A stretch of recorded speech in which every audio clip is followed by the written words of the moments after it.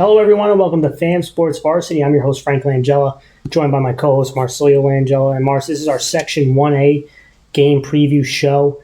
And for those who don't know, obviously, you can give us a follow on Twitter, give us a follow on Instagram, look at the banner. If you guys are watching this on YouTube, subscribe, give us a thumbs up. And we're going to be diving into the games of the week. We're going to pick all the games at the end, but we're going to choose about 6 of the games on slate. And it's really good to have football, man. I mean, this is the opening week. We just did our AA show. Now we're doing our A1. And it's just good to have football and to get these kids to actually be playing a competitive game. Yeah, man. I mean, we started this week, and it just feels like it's been forever.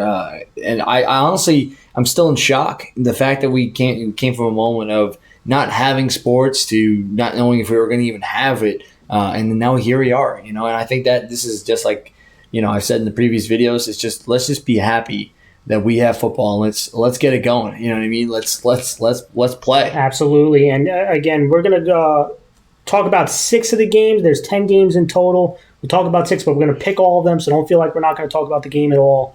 But Mars, just to give you the idea of what's going on, Somers at Niacc. All these games are on Saturday, by the way, I believe. Somers at Niacc, Beacon at Brewster, Clarkstown North at Lords, Cross River at Yorktown, Greeley at Lakeland, Sleepy Hollow at Walter Panis, Rye at Pelham, Eastchester at Harrison, Spring Valley at Niacc, and Tappan at Clarkstown South.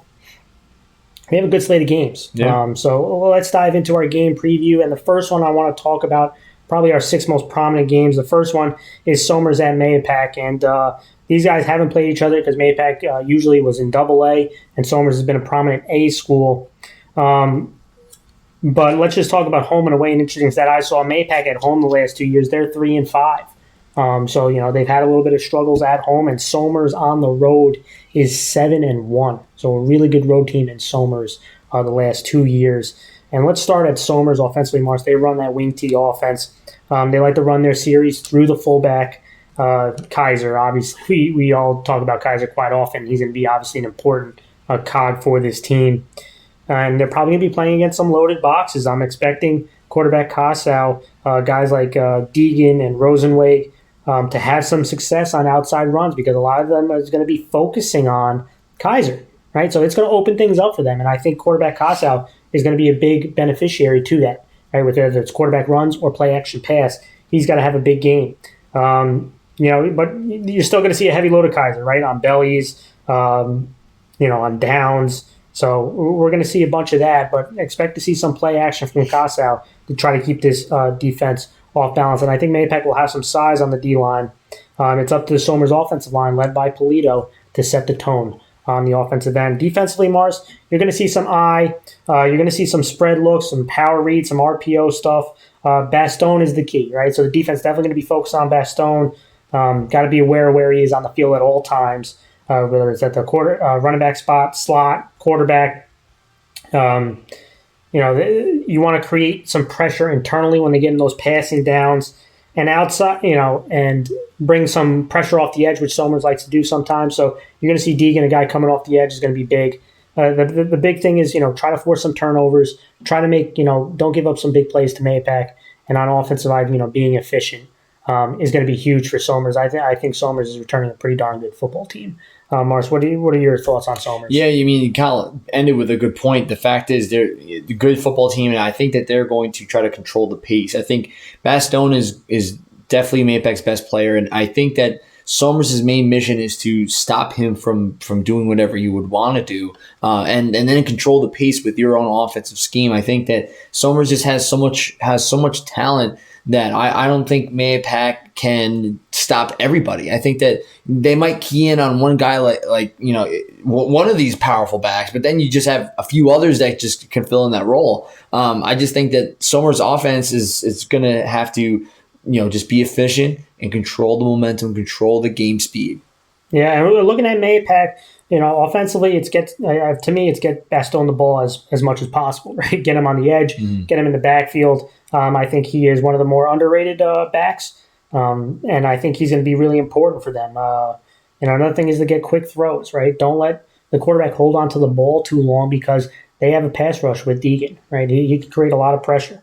So, try to be quick with the ball, be decisive with the ball, don't hold on to it and have a clean game offensively for Mapac. Defensively, again, you're going against a wing T offense, and the big thing is stopping the fullback. That's where it starts. But then again, starts with the fullback, but you got to be aware of those quarterback runs, attacking the C gap, getting out on the edge. So you got to stay disciplined. And you know, the matchup to me to watch for this game is the Somers rush attack versus Mapac's run D. It's going to be huge for, you know, their linebackers. The defensive front, I think, is going to have some good size. Linebackers got Harney and Bastone, so they're going to have to play an important role. So that's going to be the matchup to me, Mars. Any last comments? Yeah, I think that it's going to be about winning the trenches. I think Mapac has a big offensive line, and Somers has an equally large front as well. And I think that whoever can control the run, the rush attack is really going to set the stage for who's going to win. I think a quick victory. I think this is going to be a very quick game, in my opinion. Yeah. Let's go Clarkstown North at Lords. And Lords won in 2018. They're only meeting. Lords at home the last 2 years is 3-4, Mars. They've struggled a little bit at home, Lords. They're a different team home and away. Clarkstown North away the last 2 years is 5-5. But let's start with Clarkstown North. You know, offensively, they're going to run some wing T. You know, the question to me is, do they have that downhill fullback? You know, we talked about it with Somers. You know, it's an important wing T thing. Can they have a guy who runs that trap, the down, the belly? And I'm interested to see a guy like Gilzine, the junior fullback, if he's one of those guys who can fill that answer. But they definitely have the slot backs, Mars. They have the slot backs to attack the edge, to attack the C gap. They can run those jet sweeps, those buck sweeps, split sweeps, guys like Farnan, Lee, Katz, Matt Savedoff. You know, they have some guys over there that they can filter in that can make some plays for them. But one of the biggest questions to me is the quarterback, Corey Sadoff. Right, this kid's a pitcher. He's going to play, the quarterback. How is he going to handle the offense? Because in the wing T offense, the quarterback plays a prominent role, not just running the ball, but off play action. He's got to make some accurate throws and smart decisions. And up front, I think they'll hold up. I mean, Adam Len and Maylene, I think they're athletic linemen, not the biggest guys, but they can move and they can hold their own at the point of attack. And guys like Nick Olson and Nick Chaikon, those are going to be guys that are going to have to fill in those other offensive line spots and set the stage to control the line of scrimmage. Looking on the defensive side, Mars, they're going to see some I. They'll see some 21 personnel. They'll see some 11 personnel. Lords can mix it up. They'll even go to some spread.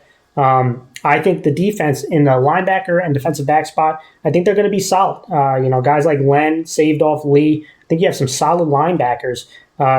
Secondary, they're going to see some weapons, right? Rapolleja, Krause in the passing game. They gave up big plays in the passing game last year. I'm interested to see, guys like, how guys like Farnan, Gilzine, Katz handle these weapons on Lords. That's going to be big. Prevent the big plays from happening because they are going to throw the football, in my opinion, Mars. Any comments on Clarkstown? Yeah, I think you kind of mentioned the fact that it's really the secondary just needs to hold on. I think that if they can hold strong, that these linebackers and the rest of the front will really compensate for, trying to really make Lord's life a little bit more difficult. Like, you make the team have to be very efficient with their decision making, because I just think that it's tough to really have all day to throw a football, especially when they're going to be setting the heat. Looking at Lords, and offensively, they like to bring a balanced attack. I mentioned the I, single back. They'll go into some spread. But I'm expecting tight end Andrew Rapolleja to make an impact, both run blocking and catching some passes. He's obviously one of the better targets in the class. And they got some running backs too, Lords, from Gaioa, Salado. And then they have some guys who could hurt you on the edge. You're talking about Krause, Whitaker. So I think Lords is bringing back some solid skill guys. And they're bringing back a quarterback at 6'4", Jorgensen. And I think they're going to test the secondary. Let's see if Clarkstown North fix some of the issues that they had last year at preventing big plays. So I'm expecting to hit some play action out of those run formations and get the ball out on the edge. Defensively, again, linebackers I think are going to be solid. The D-line is going to be the question, right? Can they set the edge with all these tailbacks and halfbacks on counters and split sweeps and buck sweeps, right? It's going to be really important. The big question, again, on Clarkstown North is that fullback. But they're going to have to stop those standard wing T offensive plays, hitting the C gaps, hitting the outside, hitting them trap plays. So it's going to be really important for this defensive line. And that, to me, is kind of going to be the question marks. For me, the matchup, before we go into discussion about Lords, again, the passing attack of Lords versus the Clarkstown North defensive backs, that is the matchup that I'm looking at for this game, Mars. Any comments about Lords? Yeah, I mean, it's going to be difficult to really contain a wing T style offense, but that's going to be the key to victory, in my opinion. I think, and we'll talk about that our team preview, who we think was going to win. But generally, when you're looking at a defensive scheme, you have to bottle up the most powerful or most efficient plays of an offense, and really keeping contained is going to be the most important thing here. So that's going to be the big question, I think, for the defensive line. Can they do that? I think that they do have the skill players on Lords, that on offense that they can move the ball around, but it's really going to be dependent on the defense. The next game I want to talk about, Eastchester at Harrison, Mars.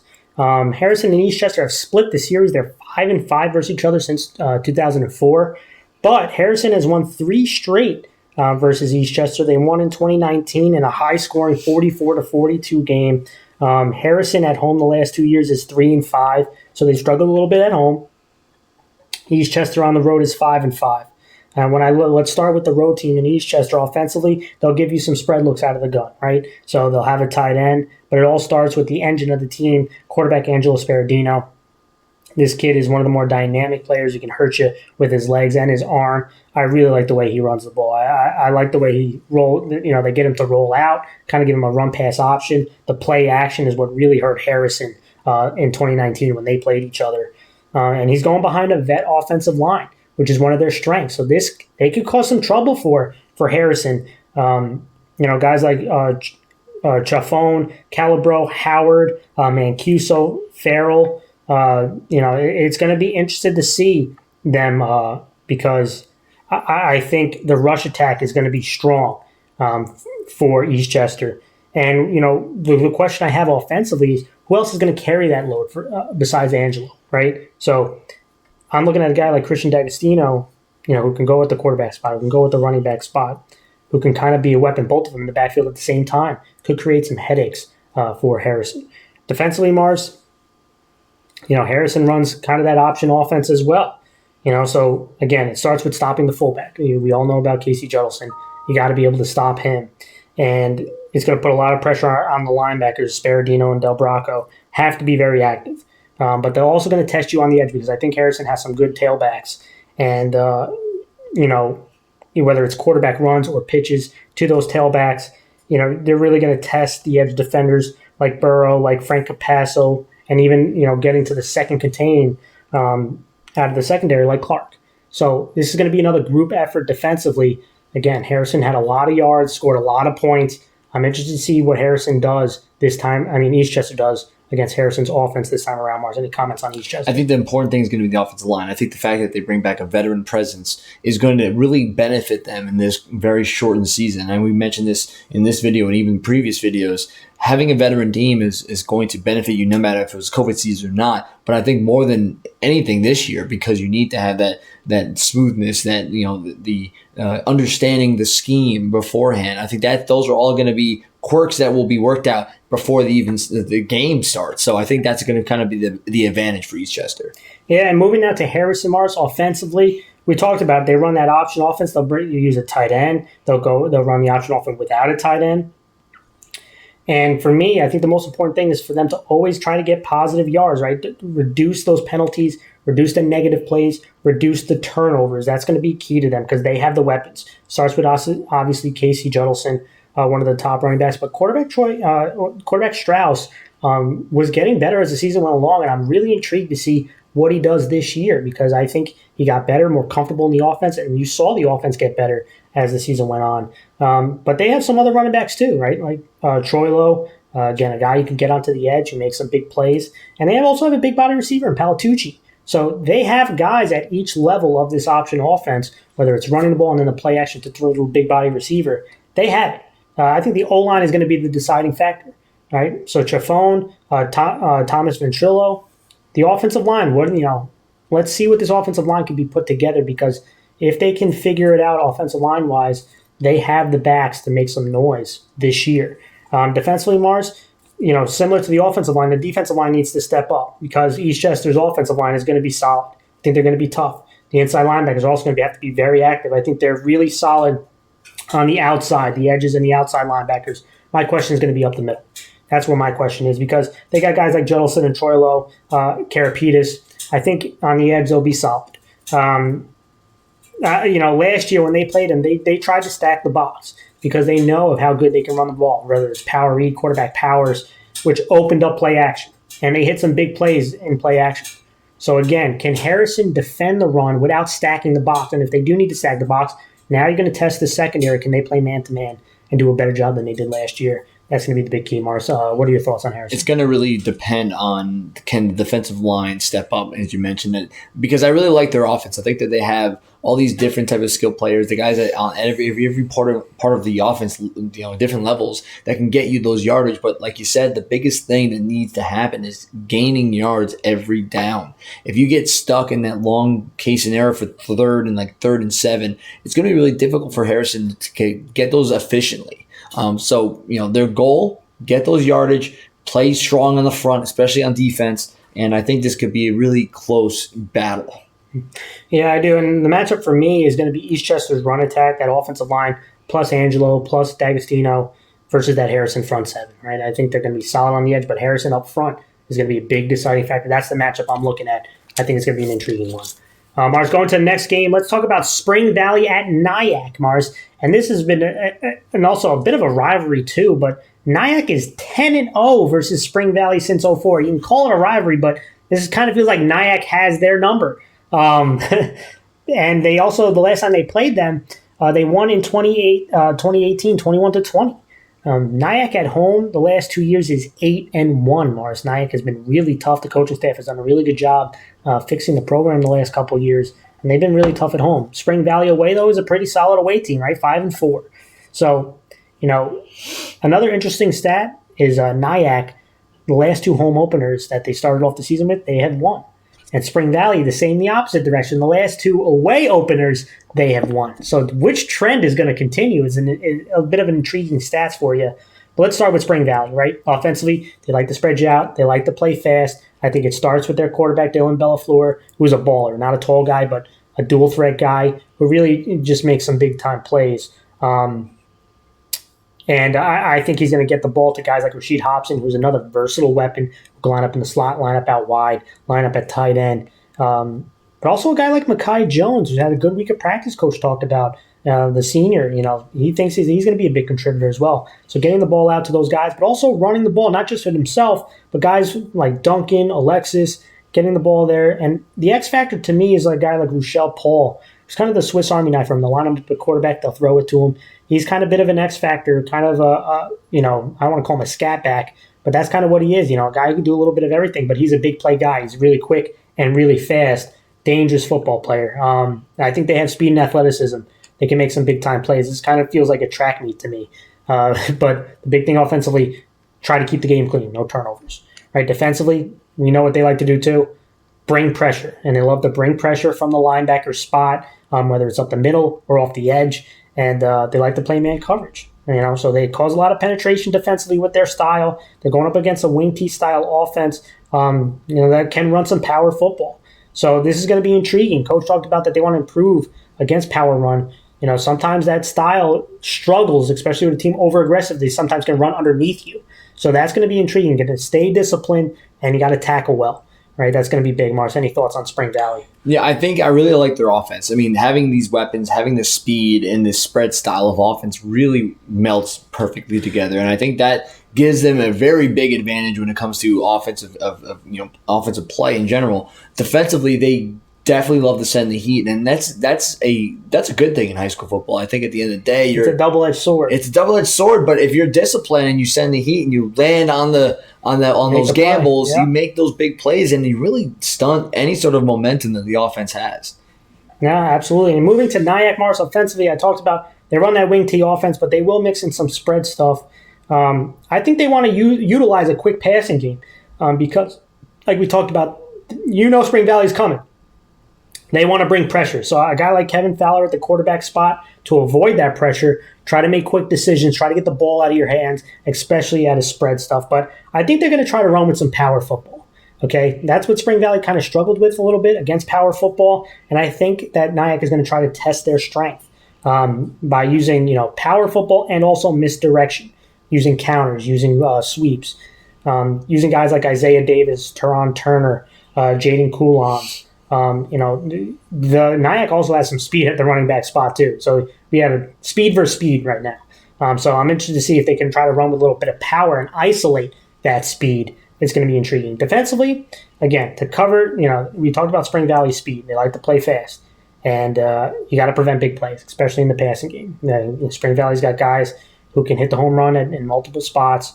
They got to stop the runs on the edge. And I think it all starts with the defensive back Isaiah Davis and Daniel Cephas, both in the linebacker spot and the defensive back spot. And they're going to have to lead the way, lead the charge. And I think they will be up to the challenge, but it will not be easy. Okay? The question to me up front, Spring Valley will not be big, but, they have some athletic guys. They have some strong guys. So not an overly big guy, but they have athletic offensive linemen. That's what they like to use to make these things happen. So can they create penetration? Niacc's defensive front. A guy like Peku, that's going to be important for Niacc to have a chance of slowing down the spread attack. Mars, you have any comments on Niacc? No, I really like their kind of offensive scheme. In my opinion, I think it will be tough, especially the way that the Spring Valley defense plays. But I really do enjoy seeing them kind of mix it up, having the wing tee plus having some kind of spread the field a little bit. And I think the defense, it's gonna be crucial for them to try to contain the speed of Spring Valley. And I think that's going to be the main goal. If I was a defensive coach, we need to keep them contained, keep them inside of all the junk, all the keep them in between the hashes. Yeah, exactly. For me, this matchup, Mars, like I talked about, speed versus speed. This is going to be a track meet. I think this is going to be a high scoring game. You're going to see a lot of speed out there. You can see a lot of big plays. This is one of the more, I think, offensive games that you're going to see this weekend.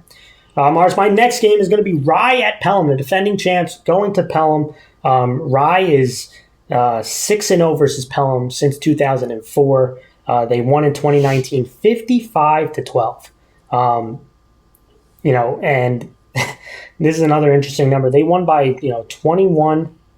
I want to make sure I get this right. They won by 21 or more in three straight against Pelham. So they've kind of had Pelham's number. Pelham hasn't defeated them. Rye on the road last 2 years, more 7-1. So again, really efficient way football team, tough program, one of the more prominent ones. Can Pelham pull off the upset is the question. But let's start with Rye. Offensively, they like to bring a balanced attack. They threw the ball a lot because they had the quarterback and they had the skill guys. I think they'll probably rely this year, especially early, on the run game a little bit more, especially with what I think is going to be a standout player in Caden Whaling, the junior. But I do think, they still have the weapons to have a real solid passing attack. The question is going to be who wins the quarterback battle. Jake Griffith's going to do that, right? Because they have the outside weapons, like I talked about, Liam Lavelle, Jack Bartlett, Lucas Perez-Signini. Another question is, can they protect the quarterback? That's going to be another big question because they graduated a lot of linemen, right? So you're going to see guys like, Garnett, try to lead the way. He's one of the only returning starters. So I'm interested to see the new faces on the offensive side. Defensively, they like to run a 4-2-5. They'll even bring in dime packages when you go into the spread. They like to get a lot of DBs on the field. They like to bring a lot of speed onto the field. They want to be a fast defense. And I think they'll have that again.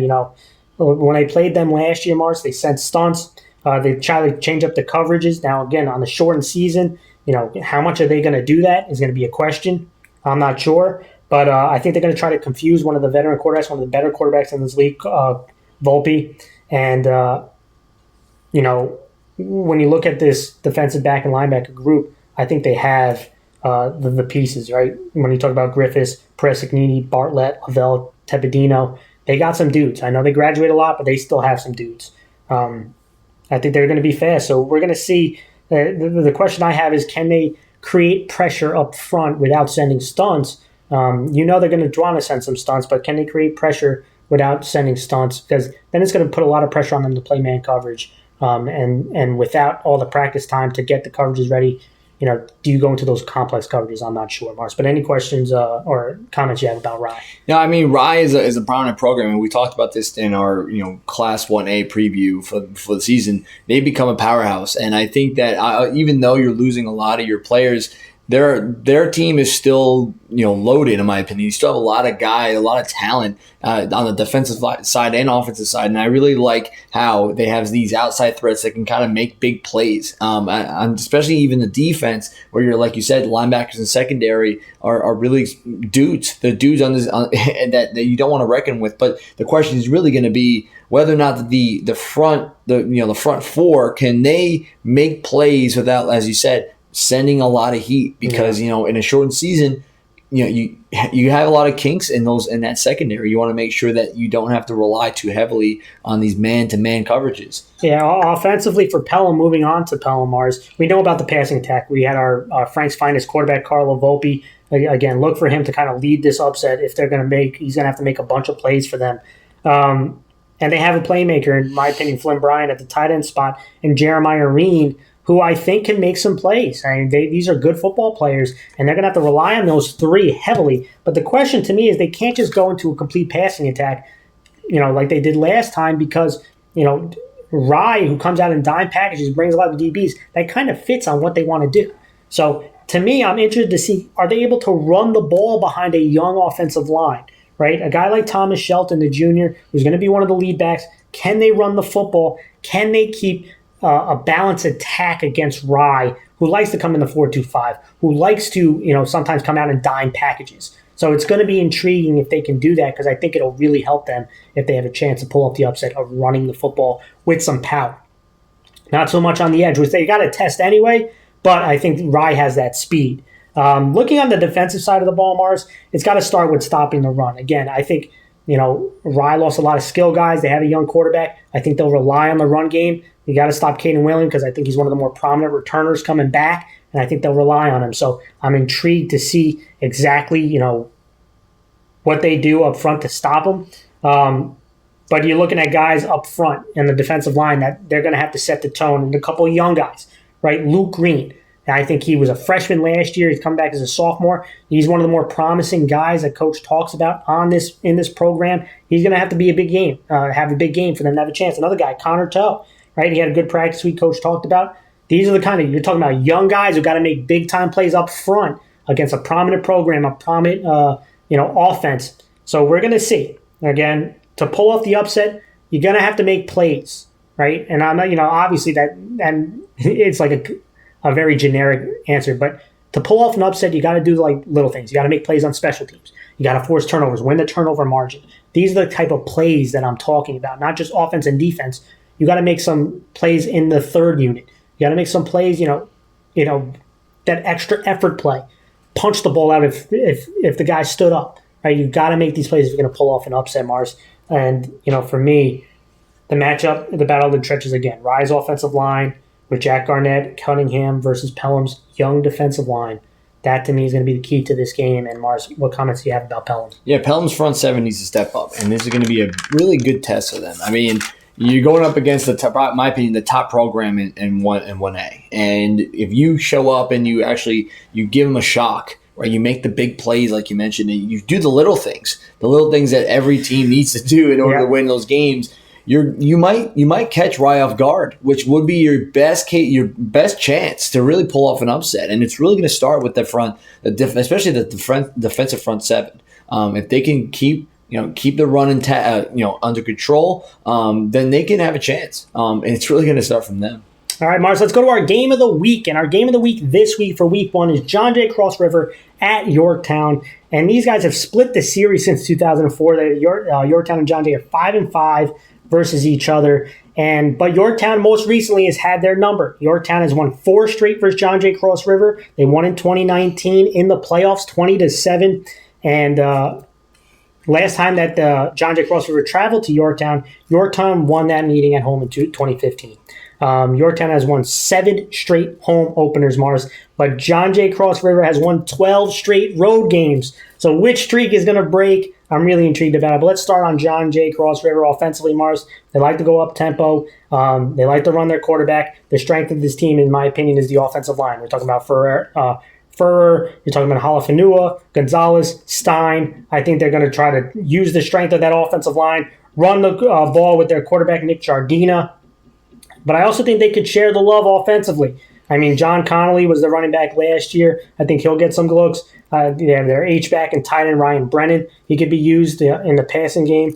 And I'm intrigued about their X factor, their athlete, Chris DiChiara, the sophomore. He could play quarterback, running back, wide receiver. Coach raved about this kid. I'm interested to see how they use him, right? So they're going to be going up against a young defense. But last year when they played on Mars, they came out in a 4-3 against their spread look. They came out in a 6-1-4. I mean, they're going to change up the fronts on them. So I think there will be opportunities to throw the football against Yorktown, but they do have a tough secondary, so we will see. So that's what I think offensively. Defensively, I think they're going to have a tough front seven. They like to come out in the 3-3-5, so I'll call it a tough front six. They like to come out in the 3-3-5. They like to bring speed out onto that field, but it starts at the defensive linebacker and linebacker spot. I think they're really tough. Matt Ferrer, Grady Halafanua, Ryan Brennan, Jack O'Reilly. I think they have length and they have speed. I think they're going to be tough. The question I have is, on Yorktown, they also like to run the ball. They have one of the best backs in Keith Boyer.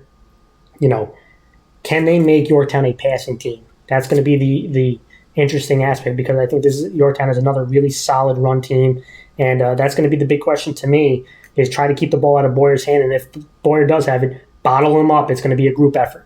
So, Mars, what are your thoughts on John J. Cross River? I mean, John J. Cross River is definitely a program to watch out for. I mean, their offensive line is definitely their strength, but they just have so many athletes. And I really find their offense to be dynamic in a lot of ways, just because you don't know who's going to hurt you the most. And I just think any defensive coaches would be looking at them and start to sweat a little bit. And I think that's going to be the biggest thing that Yorktown needs to focus on, is trying to bottle up all these different athletes you have, but mainly to really stay competitive against his O-line, right? That's going to be the biggest thing in my opinion. And I actually did a little bit of a breakdown of John J. Cross River's offense and why they're so potent running the football. For this video, we're going to talk about John J. Cross River's offense and the important role that the quarterback plays in it. And John J. likes to come out in their spread looks, high tempo, fast-paced offense. They like to get the ball to their playmakers in space. And the quarterback is the orchestrator of this, the engine of this offense. And they usually like to put their best athlete at the quarterback spot. They've done it the last couple of years, and this year is no different. They moved a wide receiver over to the quarterback spot in Nick Jardina. And this kid, not very tall, but he is very fast, and he can throw the football. And this is the kind of mold that John J. Cross River is looking for in a quarterback. And he's located right here on the screen, and we're going to go over how this offense creates a lot of problems for a defense. And you can see they're in trips left, single receiver to the right. The defense has a four-man front with two backers, and one of these outside backers is a bit hanging in between the receiver and the box. All right, and if you put a line outside the tackles, you can kind of see that. You got six guys inside the lines. The seventh guy is just right outside of it. So right now you have 7 versus 6, and I count the quarterback because he is a threat to run in John J. Cross River's system. Right, so this is favorable to run the football. And that's exactly what they're going to do. Okay, they're going to run a quarterback counter. They're going to fake to the running back. Quarterback's going to keep. You're going to get a kick-out block from the guard. Tackle's going to try to seal off the backer. A couple down blocks in here to the backside backer. Now, the offensive line of John J. Cross River was really solid last year, and they're returning a majority of their starters, so they should be a strength for this team. Watch how these guys block this up. I mean, look at this. They have a nice little push on the edge right here. A nice seal off right there. Good fake. Look at this block right here. This kick out. Head on the inside. You want to see him keep his head up, lower his pads a little bit. This is a nice kick out block right here. Okay, look at this nice little alley. Right, this is well blocked. But again, this is the 7th man. 7th man has now entered into the box. And this is what you want a really good athlete for. To make these kind of plays, one-on-one. And Nick Jardina shows he can. Look at that juke right there, and this is the speed. You see this from all the John J. Cross River quarterbacks, the ability to run. Again, from the top.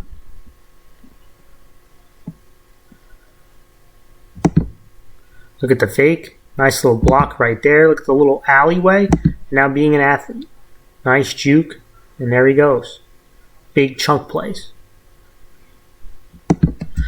Now, this is him right here, but you have to be able, again, trips left, solo receiver to the right. This time, they're coming out with a 5-man front. Okay? And they have 2 hangers now. So if you make lines, you kind of still have 6 guys in the box, but these 2 guys are hanging just outside of it. They're kind of begging you to throw. And, you have to have the ability to beat one-on-one coverage. And Cross River had that last year, and this year they're hoping to have that again. You got to be able to take advantage when you have those 5-man fronts or those 7-man boxes, 8-man boxes. And that's what they're going to do. Okay? They see it, 5-man front, they're begging you to throw the ball, and they're going to go. They see the one-on-one matchup down here. He's got to snap the ball, set his feet, and make a good throw one-on-one. So let's see it. All right, look at him set his feet, and look at this throw. Boom. Perfect. Now, if he could do this, this will elevate this offense, right? Because they like to run the ball with the quarterback. But can he step up in the pocket, take advantage of one-on-one throws, and make throws like this down the field? And if Nick can do that this year, this John Jay Cross River offense with that offensive line, with some of the weapons around them, can be as potent as it's been in years past. And I'm really excited to see this Cross River offense go up against Yorktown. All right, Mars, let's move now to Yorktown, and I'm going to start offensively. Again, when they played John Jay Cross River, they did a really good job running with power against that 3-3-5. Now, they don't have Dylan Smith. Now, he was one of the best backs last year, or that veteran offensive line. But what they do have is Keith Boyer. I think he's one of the most explosive players running on the edge. But I also think he has the strength to run with power, and I'm interested to see if they utilize that. I think they're also going to bring in tight ends or H-backs to try to condense the defense and try to push them around because they come out in that 3-3-5 and they'll have more DBs out, right? So I'm interested to see, what they do offensively. A lot of no-name guys, but I think it starts up front with the new faces, right? Albert Esposito, Dino Bowen. Now, I'm interested to see how the offensive front is going to handle, I think, a tough defensive front. And in the passing game, they can get a guy like McCarr who made a lot of plays defensively for them. He's going to be their big target offensively. So a guy like McCarr, another guy like McKnight, how do they use him? I'm intrigued to see what they do offensively. And Mars defensively, I mentioned they run a 4-3. They also went to a 6-man front versus John Jay. They'll mix it up on them. So they like to put the defensive tackles over the guards, kind of force them to run away what they like to do, which is run at the C gap, run outside. They're trying to force them to run up into the A gaps. And I think they're going to try to pull a similar plan this time around and then kind of squeeze the offense into the middle of the field because they don't want them to break contain because of that speed. I think they're going to try to scheme that around, but it starts with their linebackers and Vincent Capelli, the junior. He's going to have to lead the way. And if they can force John Jay to behind the chains and become a passing team, I think they have the defensive backs to match up with the John Jay Cross River wide receivers. Guys like McCarr, Boyer, McHenry, Carlin, DeBellis. If those guys can hold up in man coverage, that'll allow you to bring pressure, which Yorktown would probably like to do. Yeah. Mars, any comments about Yorktown? I mean, Yorktown, like you said, defensively is going to be the most the thing I'm going to watch the most, just because of the fact that I think John Jay just has so much weapons, and their offensive line is very stout, and it's going to be really up to the defense to really bottle up this high-powered offense. And I think that Yorktown will have an advantage when it comes to scheme versus scheme, offense versus the John Jay's defense, just because John Jay likes to line up in 3-3. 3-3-5, it allows them to kind of run the ball more. But I just think it's going to depend on how well does Yorktown's defense play. If they play well enough that it kind of forces John Jay to play in those third and long scenarios, then as you mentioned, the secondary gives them an advantage when it comes to that. But it's going to be tough. Yeah. For my matchup to watch, Mars, it's Keith Boyer versus the John Jay Cross River linebackers. I think that is going to be a really intriguing matchup. But my player to watch, and it's hard, it's not very surprising, I got to go with Nick Giardina, the quarterback of John Jay Cross River. I mean, they're mentioned as quarterback U because every quarterback they have puts up monster numbers. This kid is a good athlete, not very tall. But again, he's going to be the guy who runs the engine of this John Jay Cross River offense, and he's going to have a big game for them to be successful. For this video, we're going to talk about Yorktown's defense and what they can do to potentially stop this John Jay Cross River offense and most importantly, their rush attack, which is a very potent rush attack. And John Jay likes to run out of their spread looks, whether it's 3x1, 2x2, or they'll sometimes bring in an H-back to add an additional blocker. And they like to use all their weapons to get into space. They really like to attack the B gaps, the C gaps, and get to the edge of a defense. And Yorktown's defense last year was very good. And it was a senior-heavy defense, but they also added a little bit of scheme work to try to force John Jay to do things that they don't like to do. And we'll go over a couple of plays. Yorktown usually runs a 4-3 defense, and you're going to see a 4-man front, 3 linebackers. But I want you to show there's 7 guys in the box on the defense. The offense actually has 8 with this H-back. So it looks to be a favorable matchup for them to run the football. But I want you to take a look at these D tackles. I mean, they're both on the shoulder of the guards. Okay? You can see they're a little wider. Okay? They're sitting in the B gap. These edge guys are sitting in the C gap. I mean, they have these A gaps open for this linebacker who's got to cover both A gaps. These guys on the outside, they want them penetrating. They want these D tackles penetrating. And these edge guys have help because they have these outside linebackers right behind them. So they have help to the outside. So they want them to be extra aggressive. And it actually worked out pretty well against them when they played them last year. And they're going to fake a power to the or fake an outside run to the running back. Quarterback's going to take it up for the power. Okay, they're going to get a kick out block from this H-back. All right? Watch these defensive linemen penetrate. Okay? Look at these guys. Look at these edge guys. They're coming full head of steam. This edge guy coming right off the hip of this tackle down blocking. Okay? What this does is it's going to squeeze this trap block. Okay? It's going to reduce the space. It's going to shrink the size of the C gap. On this backside, I mean, he's coming real hard to try to make this play backside. I mean, look at this. Look how much they clogged that lane. Now the defensive tackle, who is fighting through a double team, can finish it off. And go back to this play. Right? These guys coming off the edge. This is a double team right here. And look at him hold his spot. Look at him anchor down. And then disengage and finish off the play. It's great work.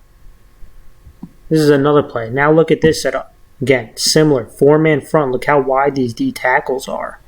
And now these outside linebackers are right on the line of scrimmage. I mean, you're looking at a 6-man front now with this linebacker again, controlling both the A gaps. Now, John Jay's smart. I mean, they see this, and you have the B gap covered, the C gap covered, the D gap covered. They're wanting you to run inside into these A gaps. Right? So they're going to run a trap. They're going to try to run right up the A gap. But again, watch these D linemen. And this is going to be huge for Yorktown this year again. Penetrate. Use your hands. Shoot the gaps. Squeeze the holes. I mean, look at this. This was supposed to be a trap. Look at the penetration right here. There's nothing there for the trap. Now look at the rally to come finish it. Again, one more time. Watch them penetrate. Look how fast they get off the ball. Let's go to the final play. And again, look at the similar concept. 6-man front with that linebacker sitting in the A. They're going to run the same exact play, but watch them penetrate. Again, they're trying to run a trap. Look at them squeeze down. I mean, these defensive linemen, they're not just running up the field. They're using their eyes. Look at this. There's nothing there. And now watch everyone rally. I mean, Yorktown, they might not have the same personnel, but this is the kind of tenacity, this is the kind of grit that these defensive linemen, these linebackers are going to have to show if they want to stop John Jay Cross River's rush attack. To be successful. All right, Mars, let's go to our game picks. And we're going to pick all the games, even the ones that we didn't break down. And we want to try to be 55% or better on our game picks, Mars. So let's start it up. You ready? Yep, I'm ready to roll. All right, the first one, Mars, Beacon at Brewster. I think this is a nice matchup of junior quarterbacks and in Commissar and Donahue.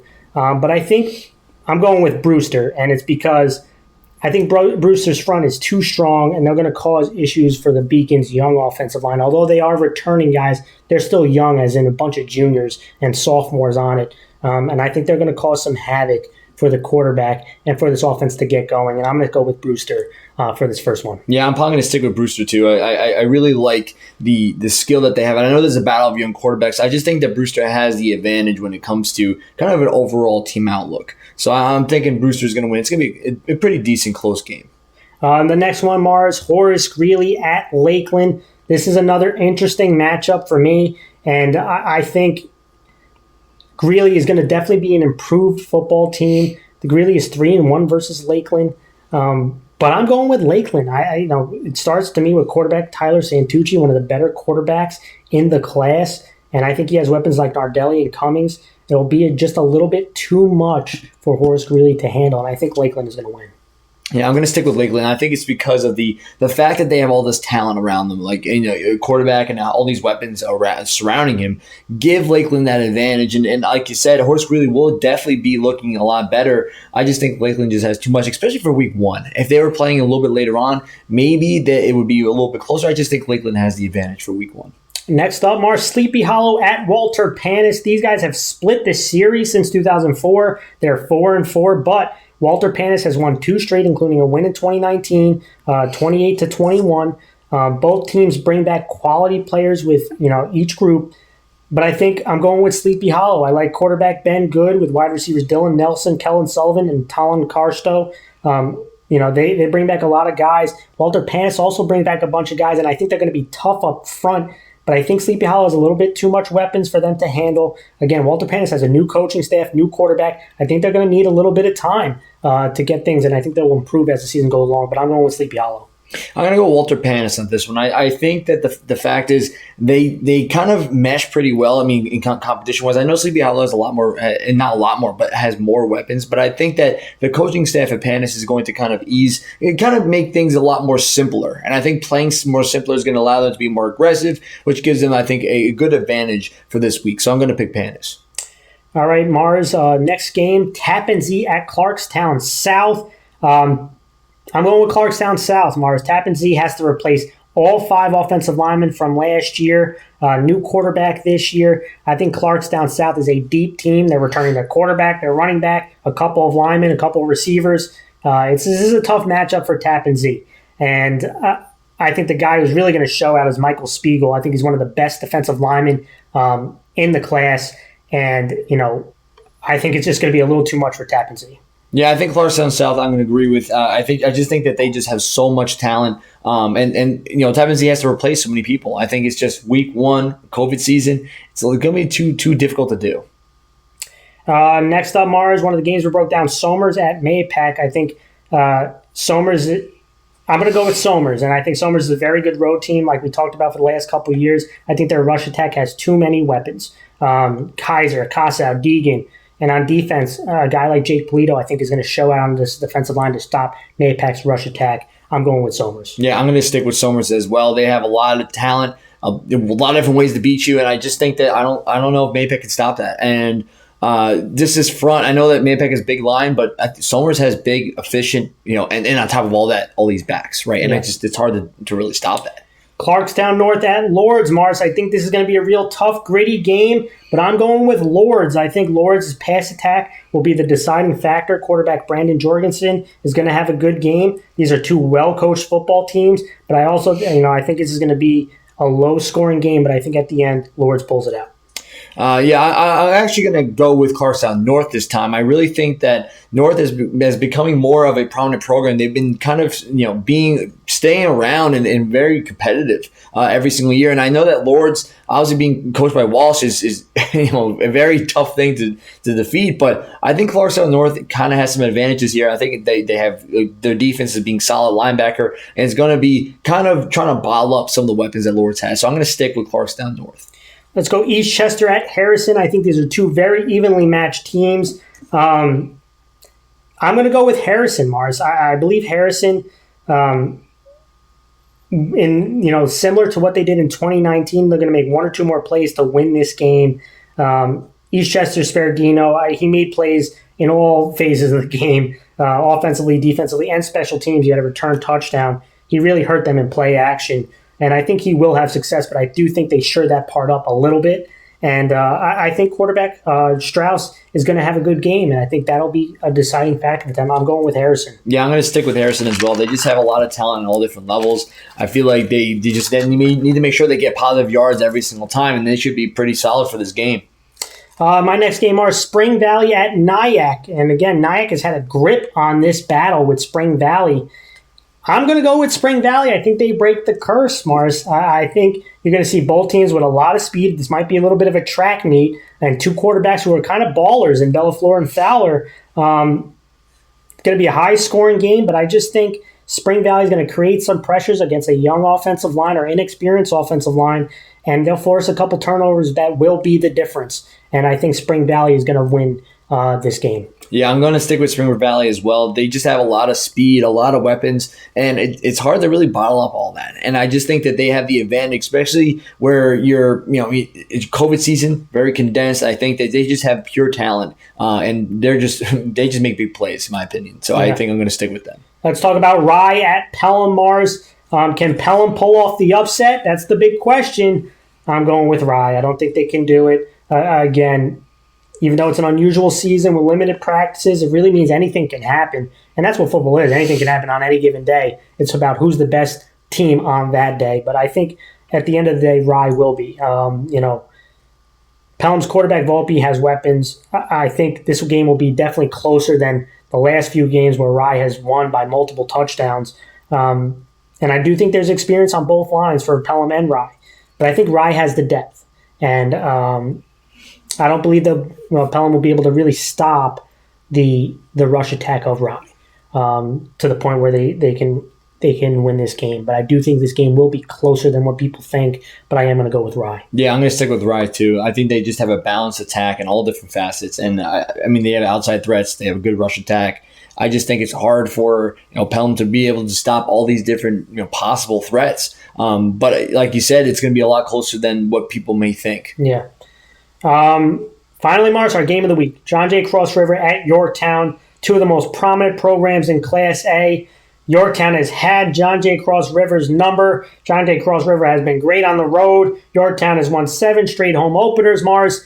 Who do you got winning the game of the week? I'm thinking John Jay Cross River, and I'm picking John Jay because the fact that their offensive line is very, very good. And I just think that they have so much talent around them, and Yorktown losing a lot of their key players is kind of the reason, also the part of the reason why I think that it's just tough. I mean, this has always been a good game all the time. I mean, I just think that when you lose all those players, it's hard to replace them all in a COVID season. I think John Jay is going to have their number this time. It's just hard. I mean, it's tough. It's always tough to pick this game, but I'm going to go with Cross River. And I'm going to agree with you. I think John Jay Cross River is also going to win.